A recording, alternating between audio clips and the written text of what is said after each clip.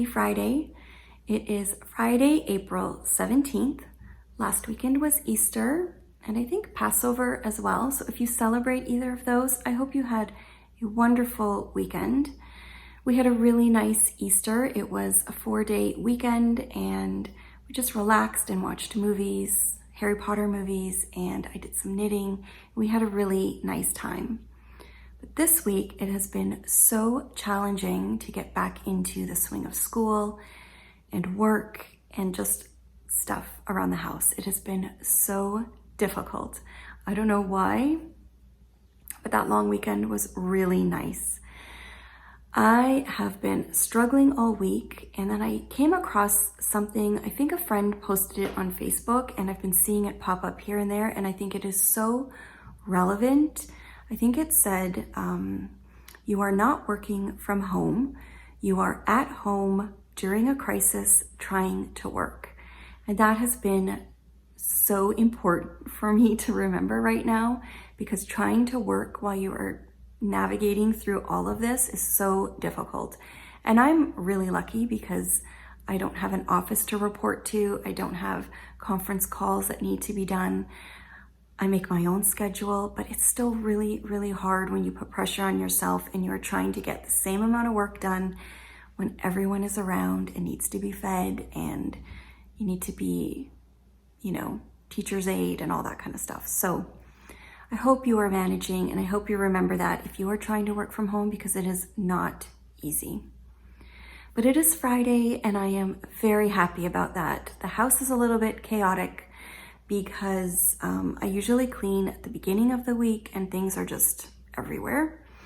And we also had a new water heater tank delivered or installed and the old one taken away. So there's a little bit of a mess here, and I'm just gonna prepare myself to have a really nice weekend by doing a quick tidy, kind of looking at my knitting and what I wanna do this weekend and a few other projects.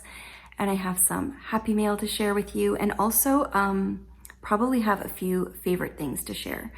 I don't have a ton of knitting to share, but I think I'm gonna start with that first. My 3 knitting projects are exactly the same as the last time. I haven't made too much progress on my Felix pullover. I do love it and I want to get back to it, but I'm at the stage where I really need to follow along with the pattern. It's not complicated, but you definitely need to read the pattern and concentrate at the stage that I'm at, and I just haven't felt like it, but I'd really like to get back to this one soon.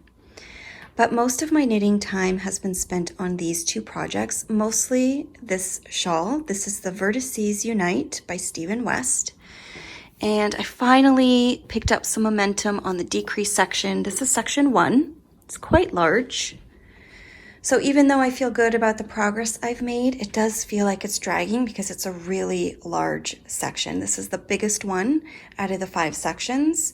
But I'm well on my way now to getting to the end of it. I just keep decreasing until you get back to, I guess, a stitch or 2.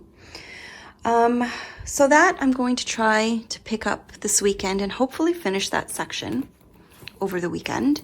The other project that I have really been enjoying is a mindless vanilla sock. This is my Golden Hour Cozy Knitter sock. This is the beautiful yarn that Christina, the Cozy Knitter, dyed that went with the bag that I made for our Golden Hour kits.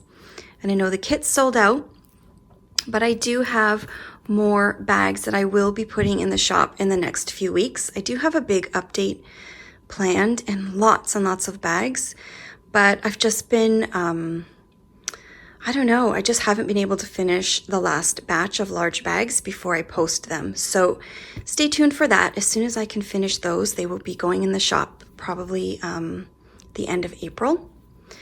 But this sock is so beautiful. It's been a really enjoyable mindless knit. I did 3 of the repeats of the, is it 5 colors? 1, 2, 3, 4, 5. Yeah, 5 color repeat.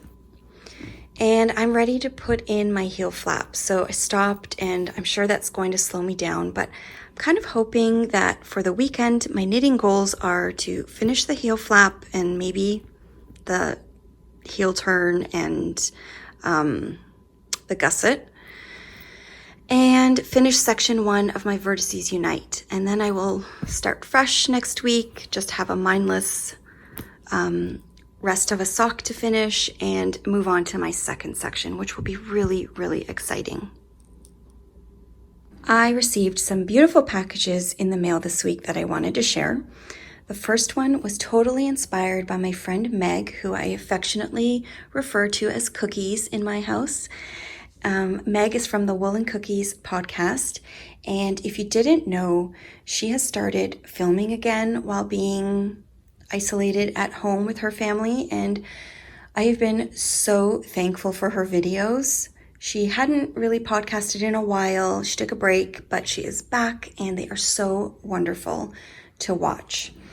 She showed some hats that she had made in one of the newer episodes. I think it's called a Cloudline hat. It is by a pattern by Brooklyn Tweed. And so I picked up the fingering weight Piri yarn that they have to make a couple myself. So this first combination is the color Cobbler and Arabesque. It's so pretty. I thought that would make a great hat for me. And then maybe for one of the boys, I picked up this combination, which is Norway and Humpback. Beautiful gray and blue. So I'm really excited about those. I don't have plans to cast on just yet, but I thought those are beautiful yarns to add to my collection. And then I got the most wonderful package from my friend Christina from Chelsea Yarns, who is in New Jersey. I have been eyeing this color that she recently came out with, and I am absolutely in love with it. This is the color 80s Radio. It is so beautiful. Look at this. I am going to make a sweater with this. I was thinking of making another Felix, but then Christina just released, I can't remember the name of the designer, but she just posted a picture of a new sweater pattern with this yarn, and so I'm really considering that one. I will put the name of the sweater on the screen because I can't remember right now, but I really want a sweater in this. It is so soft and beautiful. I can't wait. Also, she sent me some pencils, which I love. She knows me. And this beautiful gift where she put By the Lakeside on them. James saw them and said, "You're not going to be able to use those." But I'm going to try. I'm going to make myself. It looks like they are from the Pencil Boutique, which I looked on the back, and I think there you can see it's an Etsy shop. Oh, and they're made in Canada. That's awesome. I love them. Thank you, Christina. She even sent me this adorable eraser. It's okay to make mistakes. And you know, I actually collect erasers, which is kind of weird, but anytime I see one in a stationery shop that looks interesting, I can't help myself. So those are my beautiful yarn goodies that came this week. This also came in the mail. I ordered this secondhand, I think off of Amazon. Glenn found it for me. Meg had spoken about this, and I do use a bread machine quite a bit, and she raved about it, and she had sent me pictures of some hot dog buns that she was making, and I knew I had to have it. She had another one. I think it was More Bread Machine Magic by the same authors. And I'm sure that I had that book at some time, and I might have given it away because my old bread machine was such a dud. But the current one that I have is so good, and I've been loving it.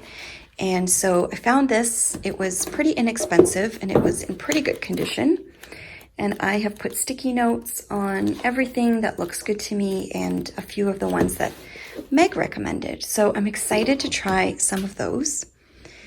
And I'm waiting for a couple of other things to come. I don't know, are you guys really, really enjoying packages coming as much as I am right now? It is just the best thing ever.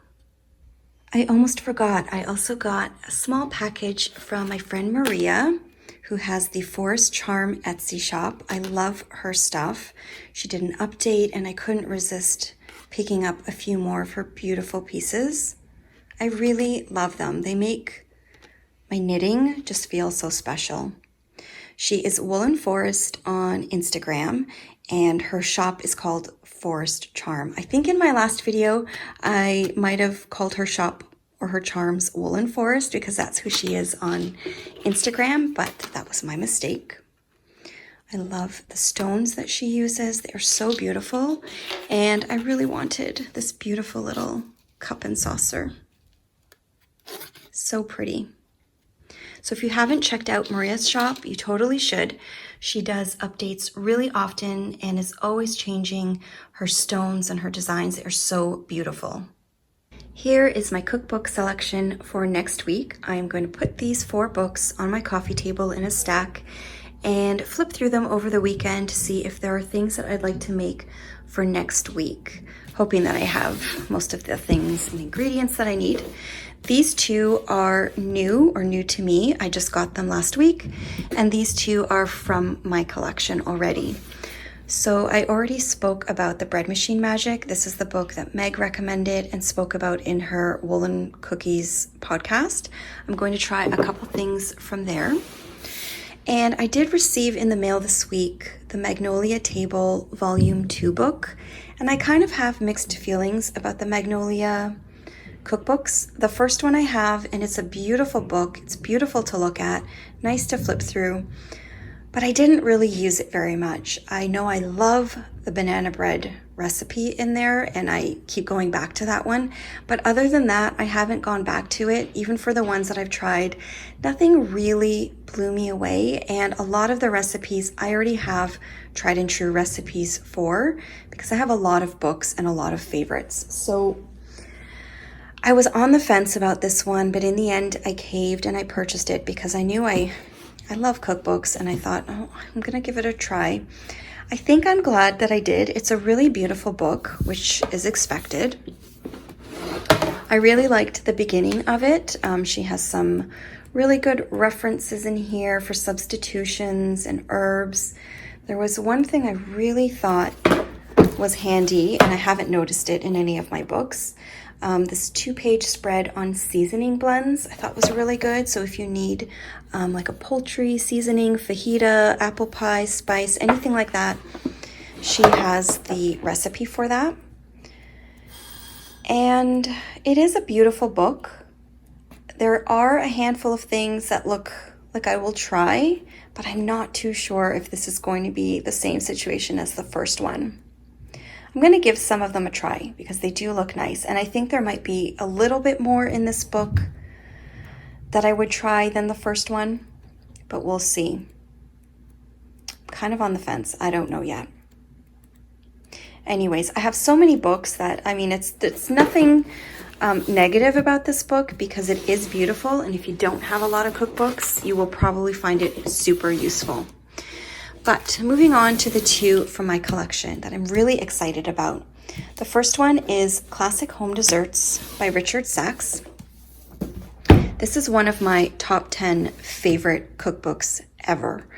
If I lost all of my cookbooks or could only keep 10, this one would be replaced or kept for sure.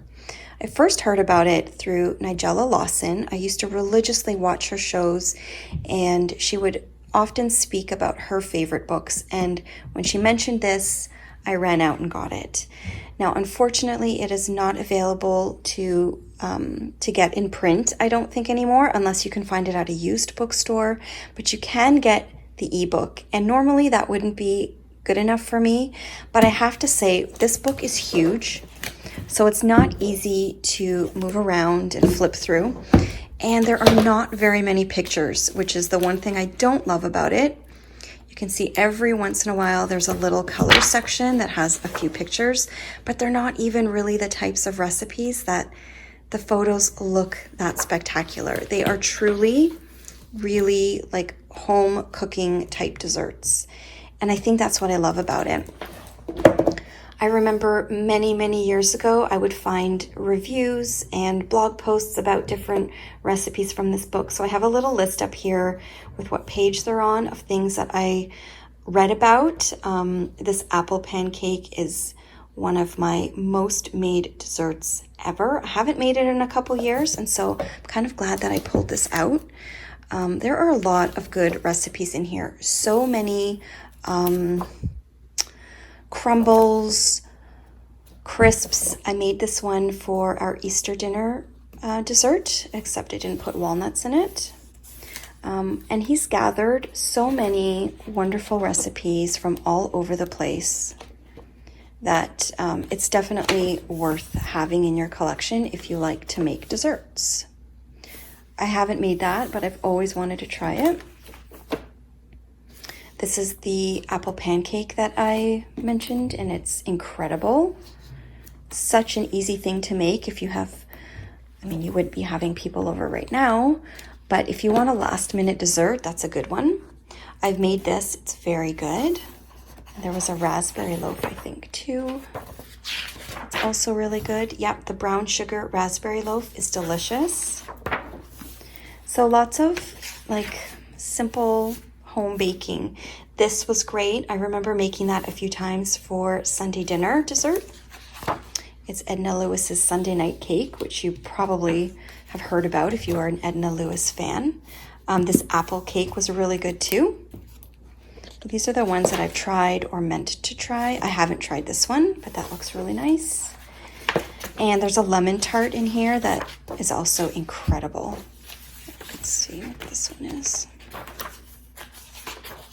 Oh, that's the lemon tart, the world's best lemon tart. So it's a wonderful book. If you are interested in that, you can probably get the ebook. Now, if you are Canadian and you used to watch the Food Network, you might remember Trish Magwood. I loved a show that they used to air of hers, and I can't remember what it was called, if it was called The Dish. But it was a really good show. I really liked her and her personality. I don't know where she is or if she's around anymore, but I haven't seen any more of her cookbooks. This is called In My Mother's Kitchen. It's 3 generations of simple, delicious family food. And this is my favorite type of book. Most of my favorite cookbooks are related to family recipes, traditional recipes. Even this book here, Richard Sachs has gone around and collected all kinds of traditional family kind of home desserts. And I really like that this is her family recipes. I love the photographs in here.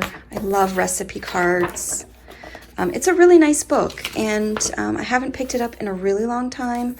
So I did quickly go through and just mark off some things, but I'm going to spend a little bit more time with it and try out maybe a few of these next week. A lot of her recipes do look pretty simple.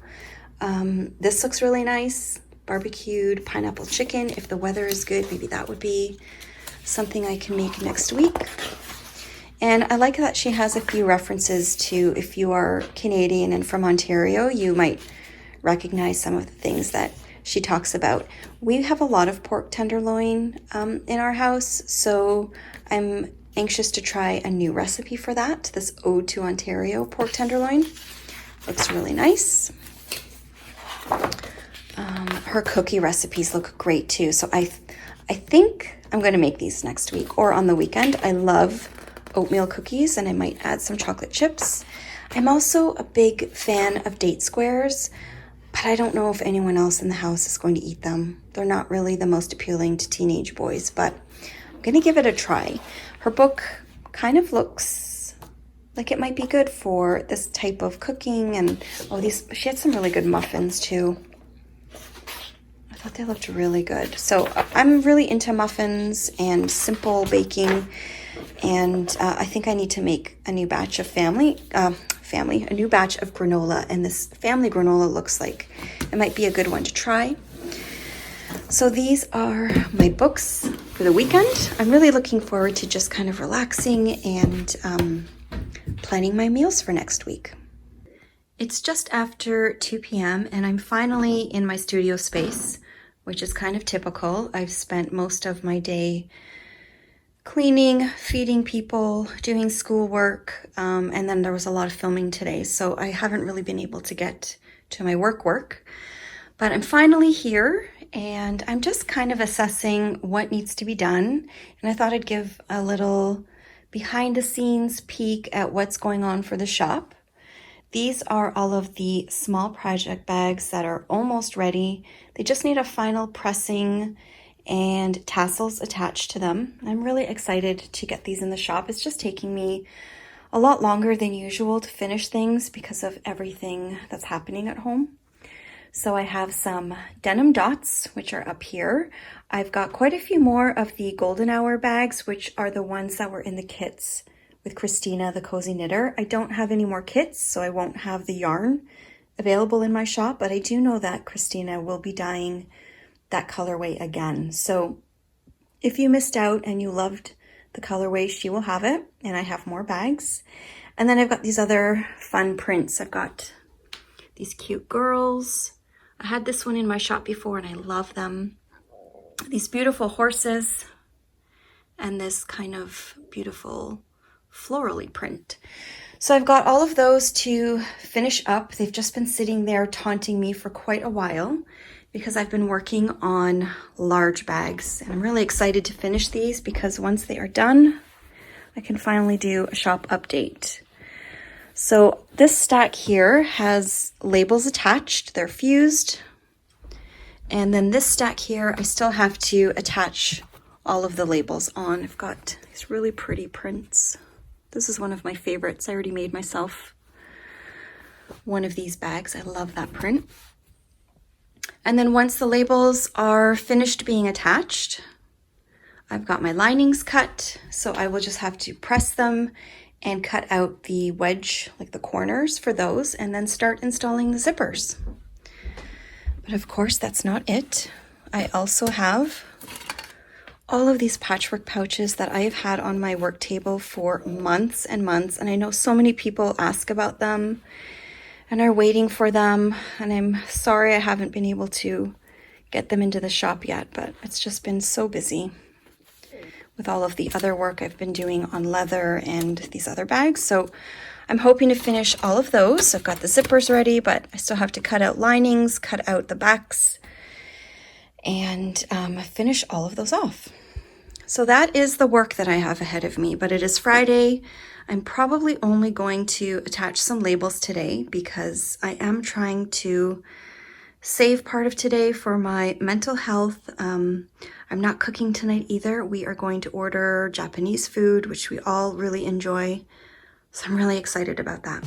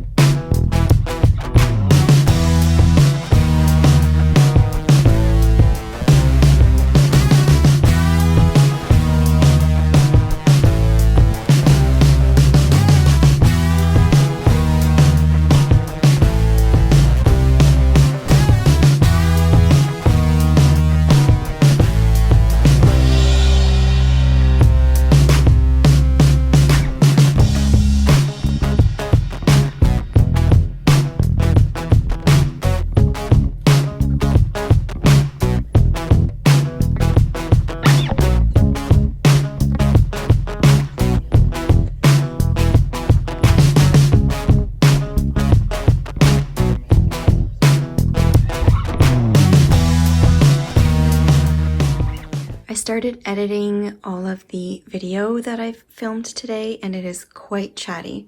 So I'm going to keep this short and sweet and share two of my favorite things this week. The first one is this Bumble and Bumble Sunday shampoo. It is a really deep cleaning shampoo, and I don't know if it's the weather or what, but every once in a while my hair just doesn't seem to behave, and I really like this shampoo because it gives a really good clean and shampoo. And the other thing that I am totally loving right now is this new video that was just uploaded by Life Love Paper on YouTube. It is called Let's Make Something. I think she only has 2 videos, but this is a really great video where she shows how she makes a 1-page zine. So you take a sheet of paper and you fold it a certain way, and you can kind of make a little zine for yourself, or the kids can do it. And I just thought it was a really cute and fun, easy project that you can do without buying anything else. I love Tina from Life Love Paper. I have some of her stamps that she's done for Kelly Perky's shop, and so I think I'm going to try that over the weekend, or maybe next week at some point, and see if the kids want to do it with me too.